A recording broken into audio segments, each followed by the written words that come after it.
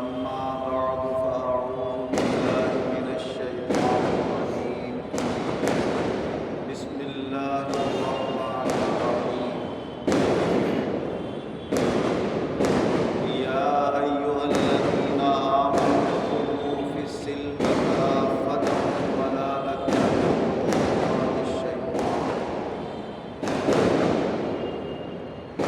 اللہ تبارک و تعالی اپنے کلام عظیم میں ارشاد فرما رہا ہے،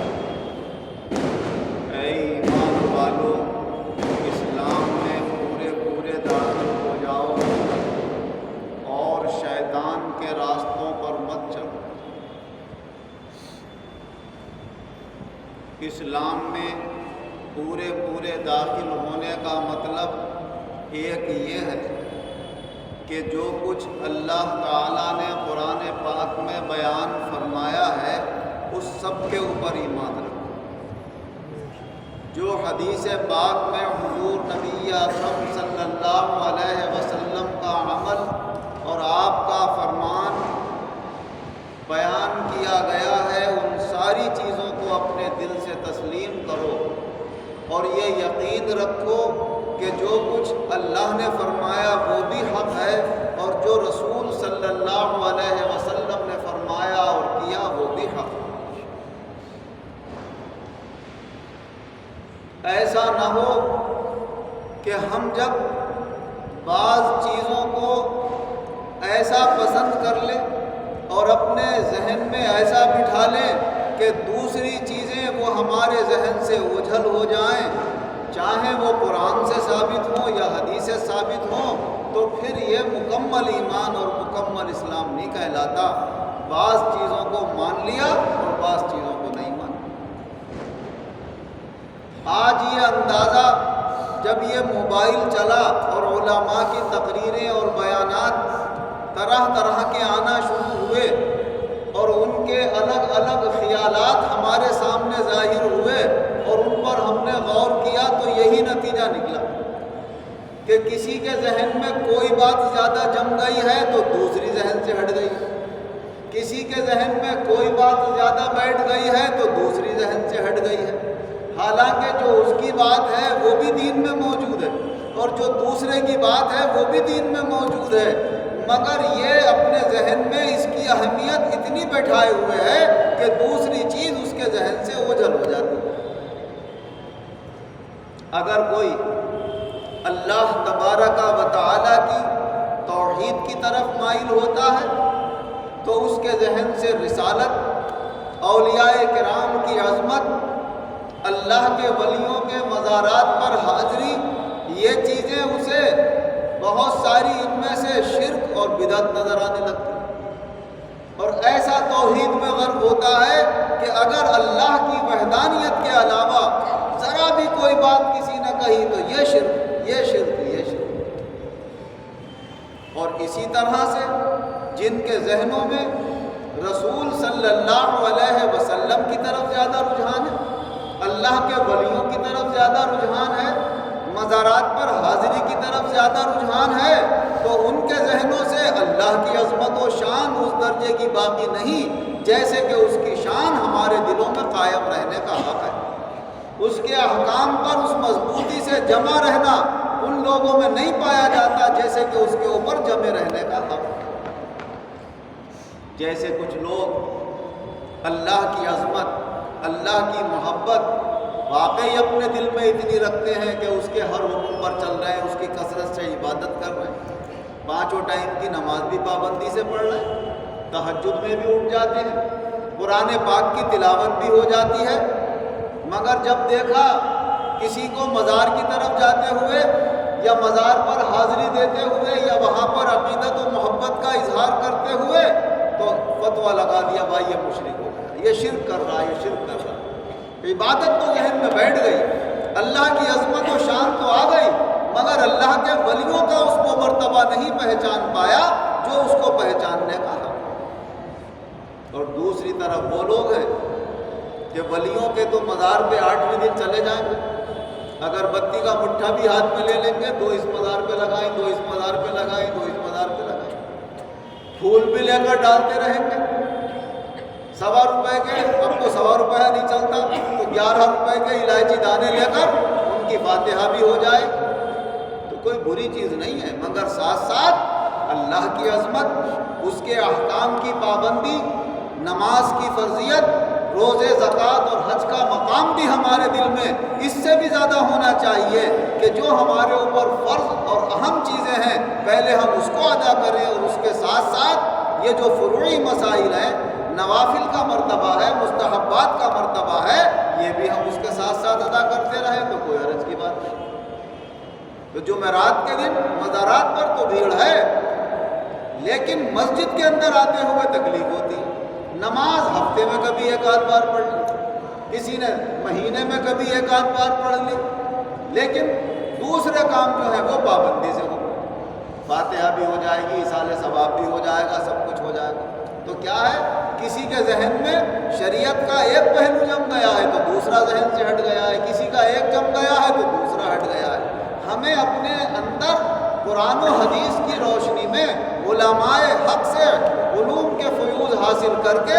ईमानी और इस्लामी कमाल पैदा करना है। उसी का अल्लाह ताला हमें हुक्म दे रहा है, या अय्युहल्लज़ीना आमनू उदखुलू फ़िस्सिल्म काफ़ा, ऐ ईमान वालो इस्लाम में पूरे पूरे दाखिल हो जाओ। मैं एक आलिम साहब की तकरीर सुन रहा था और मैंने ये भी देखा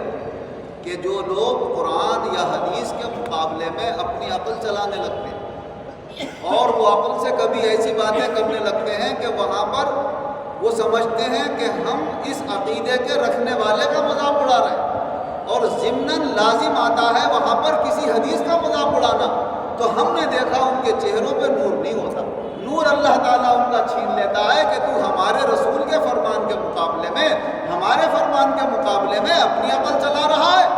तो वहाँ पर उसके अकल चलाने की वजह से जब दिल रोशन नहीं होगा तो चेहरे पर भी उसका इज़हार नहीं होगा। ऐसे ही एक मौलवी का मैं बयान सुन रहा था कि भाई बहुत से लोग ये कहते हैं कि हम मज़ारों पे जाते हैं तो उन्हें एहसास होता है, वो हमारे आने को समझ लेते हैं, वो हमारे आने जाने को पहचान लेते हैं। अरे कब्र के ऊपर 10 मन मिट्टी पड़ी हुई है, 5 मन मिट्टी पड़ी हुई है, वो मिट्टी के अंदर इतने नीचे है, वहाँ पर वो कैसे समझ लेगा कि कौन आया कौन गया? क्या वो देख लेगा उस मिट्टी के अंदर से? क्या वहाँ पर आवाज़ चली जाएगी उसे? अपनी अकल चला रहा है। हदीस नहीं देखते हुजूर सल्लल्लाहु अलैहि वसल्लम। बुखारी और मुस्लिम की मुत्तफ़क़ अलैह हदीस है, और साहिब मिशकात ने जब उस रिवायत को अपनी किताब में लिखा तो फरमाया ये बुखारी शरीफ में भी है, मुस्लिम शरीफ में भी, मगर मैं जो अल्फाज लिख रहा हूँ वो बुखारी शरीफ में लिख रहा हूँ। अल्फाज इसके बुखारी शरीफ में, जो हज़रत अनस रज़ी अल्लाह अन्हु से रिवायत है कि हुजूर सल्लल्लाहु अलैहि वसल्लम ने इरशाद फरमाया कि जब तुम अपने मुर्दे को कब्र में दफन करके वहाँ से वापस चलते हो और लोग पीठ फेर कर अपने घरों की तरफ रवाना होते हैं, तो मुर्दा कब्र के अंदर से उन जाने वालों के पाँवों की खटखटाहट की आवाज़ को सुनता है। अब वो कब्र में इतनी मिट्टी में है नीचे, तो आवाज़ सुन रहा है या नहीं सुन रहा है? तो हम वहाँ पर अकल चलाएंगे या ये देखेंगे कि हमारे रसूल सल्लल्लाहु अलैहि वसल्लम ने फरमाया?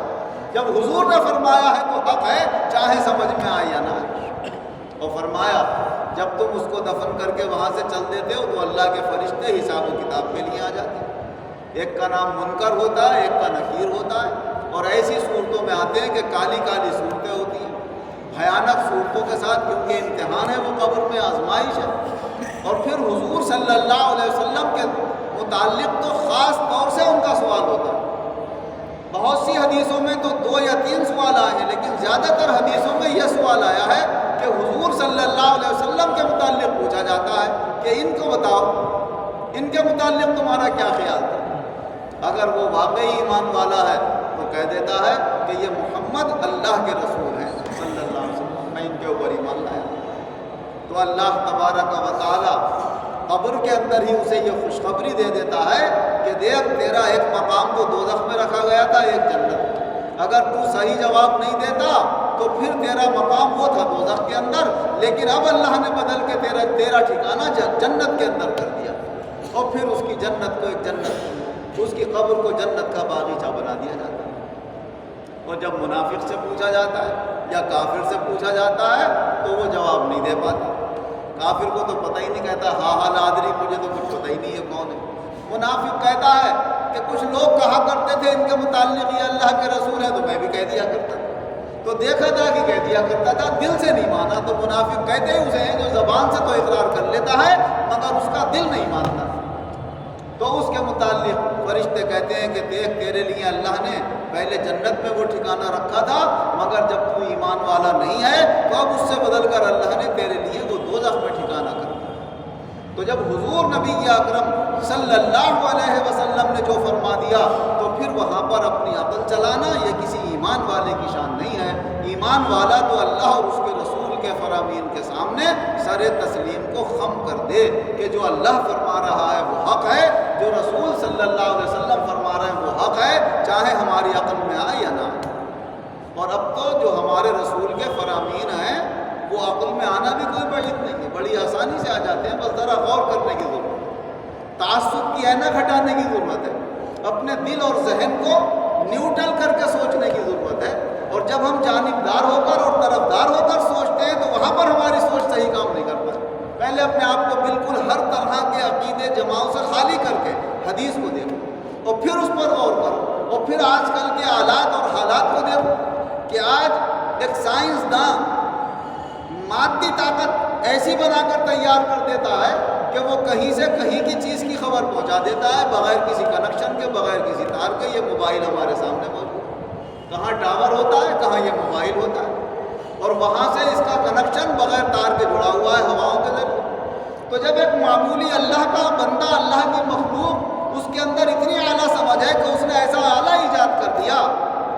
کہ جس کے ذریعے سے ٹاور سے اس کا کنیکشن بغیر کسی تار کے ہوا کے ذریعے ہو جائے، تو اللہ تبارک و تعالی قبر پر آنے والے سے قبر والے کا کنیکشن کیا بغیر کسی تار کے نہیں جوڑ دے گا کہ اسے خبر ہو جائے کہ میری قبر کے اوپر کون آیا ہے یا کون نہیں آیا ہے؟ اللہ کی قدرت کیا انسان سے کم ہے؟ ساری قدرت، ساری عقل، ساری سمجھ تو اللہ ہی نے پیدا کری ہے سب میں. تو جو عقل کا پیدا کرنے والا ہے اس کی سمجھ سے زیادہ اعلیٰ سمجھ کس کی ہو سکتی ہے؟ اور اس کی بنائی ہوئی چیزوں سے زیادہ کام کس کی مادی چیزیں کر سکتی ہیں؟ تو اللہ تبارک و تعالیٰ نے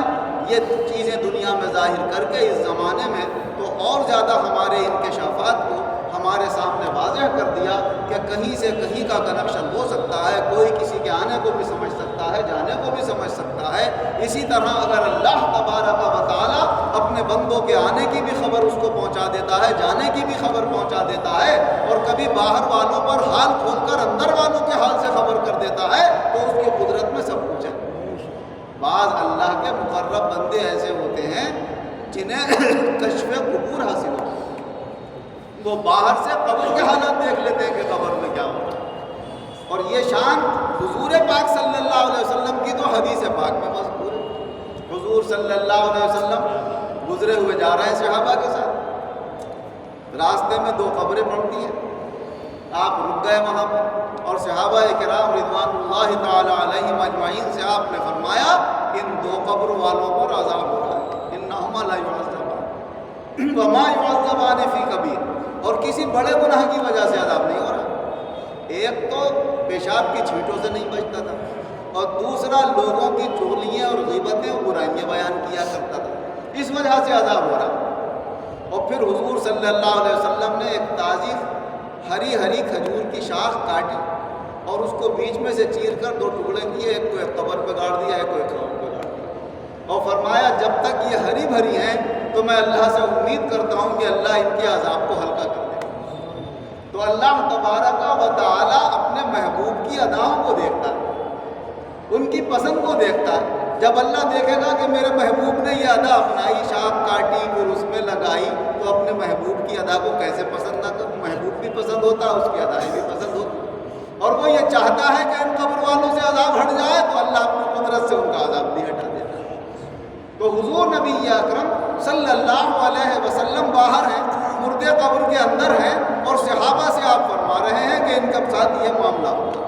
تو اس طرح سے اللہ تعالیٰ جس کے سامنے چاہتا ہے وہ چیزیں جو اوروں سے چھپی ہوئی ہوتی ہیں وہ بعض کے سامنے اللہ تعالیٰ ظاہر فرما دیتا ہے، صرف اپنی فہم کے مطابق اپنے عقیدے اور اپنے مشن کے مطابق کوئی عقلی فیصلہ نہیں لینا چاہیے، بلکہ ہم اپنی سوچ، اپنی فکر کو قرآن و حدیث کے سامنے پیش کریں کہ ہماری سوچ یا فکر قرآن حدیث کے موافق ہے یا نہیں ہے۔ اگر موافق ہے تو ٹھیک ہے، اگر نہیں ہے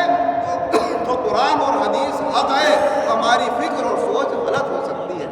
اللہ تبارک و تعالی